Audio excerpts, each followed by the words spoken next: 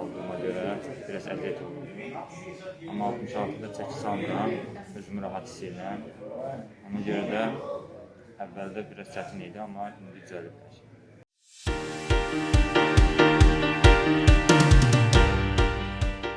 O çətin rəqibdir. Onunla həmişə döyüşlərimiz ağır keçib. Amma bu səfər bazar ilk olandan sonra gördüm, özümdə güc tapdım.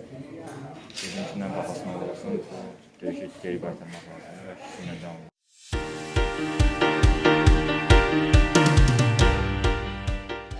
Yəni, o elə istər ki, onlar sözlərini çatdırım. Very high.